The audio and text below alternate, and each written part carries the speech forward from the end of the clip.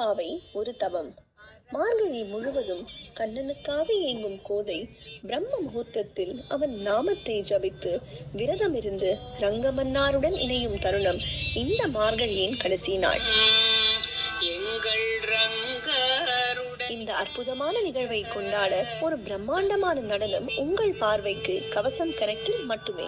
தர்மங்களானதொரு பலகைகள் சேர்த்து தத்துவம் ஆனதொரு பாய்மரம் நட்டு 4 வேதங்களும் நங்கூரமாக்கி நலமுள்ள திருமன்ற கொடி தன்னை நாட்டி 64 கலை ஆணியாய் தைத்து ஆகம புராணம் எனும் அருங்கயிற்றில் கட்டி அழகியதொத்வயம் தன்னை வீரங்கியாக்கி அணிகுருகை மாறன் அதற்கு அதிகாரி